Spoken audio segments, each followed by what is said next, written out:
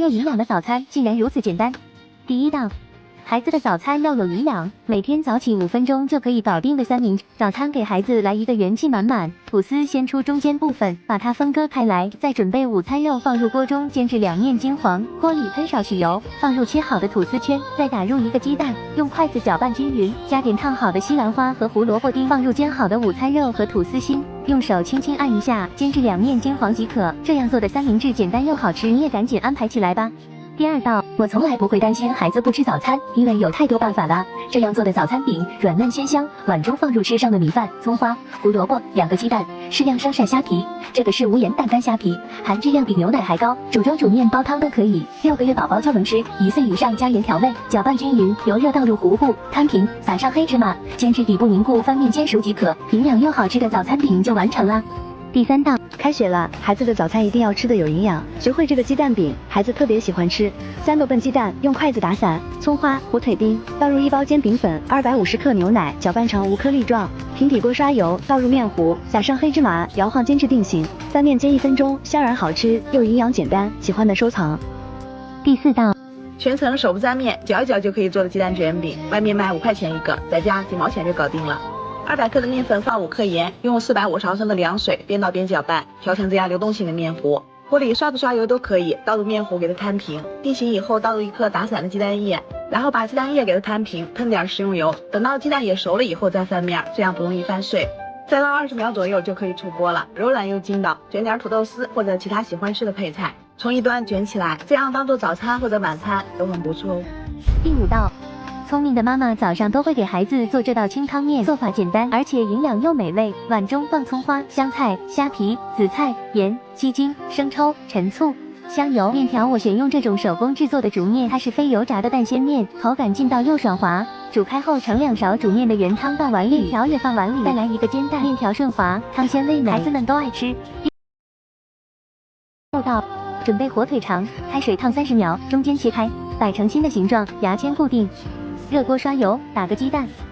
翻面煎至金黄，爱心早餐做好了，给爱的人做起来吧。第7道，花5分钟就能完成的早餐，好喝到汤汁都不剩。碗中放紫菜、虾皮、葱花、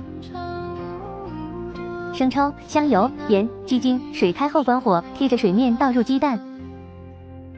盖盖焖2分钟，开小火煮3分钟，舀几勺面汤，然后放入荷包蛋，绑上来1碗元气满满。第8道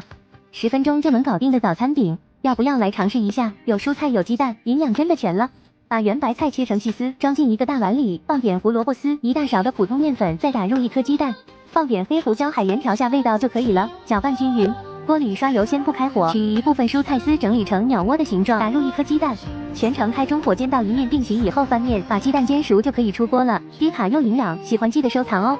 第9道，孩子正是长身体的时候，早餐我都会给孩子做这个裙带菜鲜虾蛋饼，好吃又营养。裙带菜冷水泡发，它是大海里的蔬菜，钙含量丰富，都是小嫩叶，好咀嚼，很适合给孩子吃。1个鸡蛋加入焯水，胡萝卜丝、裙带菜、盐搅拌均匀，平底锅喷油，放入处理好的虾仁，翻炒变色，倒入蛋液，盖上盖子，小火慢煎熟透即可。第10道，早餐鸡蛋灌饼，很多人都喜欢吃，但是里面的酱都不知道怎么做，所以我家常备这个带有蒜蓉酱包的灌饼皮，还带一个小刷子，饼皮不用解冻，直接放入锅中煎至表面起小泡翻面，看到表面鼓起大泡，趁它不注意扎个小洞，把鸡蛋液灌进去，鸡蛋煎熟即可。刷上自带的蒜蓉酱，放上黄瓜条和孩子爱吃的火腿肠，卷起来就好了，简单快速营养好吃，全家人都特别喜欢。分享一道懒人早餐鸡蛋饼的做法，简单快速，10分钟就可以上桌，吃起来柔软又劲道。下面跟我一起来看一看是怎么做的吧。首先往碗中加入150克中筋面粉，然后往里面倒入150克的凉水，边倒边搅拌，搅拌到没有干面粉了以后，用筷子顺一个方向使劲搅拌，这里要多搅拌一下，大概给它搅拌2分钟左右，搅拌成这种比较细腻的状态就可以了。加入1勺食盐调味，然后再加入150克的凉水，继续用筷子搅拌均匀。咱们这里水和面粉的比例是2比1，最后搅拌成像这样比较细腻的面糊就可以了，先放一旁备用。接下来准备一把清洗干净的小葱，切成葱花，切好后装入碗中，然后根据家里的人数打入3颗鸡蛋，再加入少许的食盐调味，用筷子把鸡蛋搅拌均匀，最后搅拌至没有凝固的鸡蛋液就可以了。接下来准备一个平底锅，用小刷子刷上少许的食用油，面糊在下锅之前用勺子把它搅拌一下，这样面糊才比较均匀。然后舀入适量的面糊，如果喜欢吃薄一点的可以少放一点，我这里一共舀了2勺。然后咱们把锅给它倾斜一下，把面糊摊均匀。接着盖上盖子，开中火烙15秒钟左右。时间到了之后，打开盖子，再倒入适量的鸡蛋液，我这里一共加入2勺。用勺子把鸡蛋液平涂均匀。亲爱的朋友们，鸡蛋液涂抹均匀后，再盖上盖子，开中火烙30秒。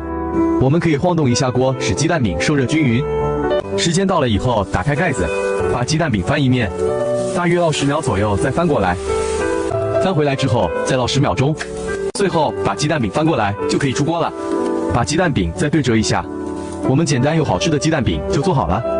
这样做出来的鸡蛋饼吃起来柔软又劲道，关键做法非常的简单。有喜欢的朋友可以收藏起来。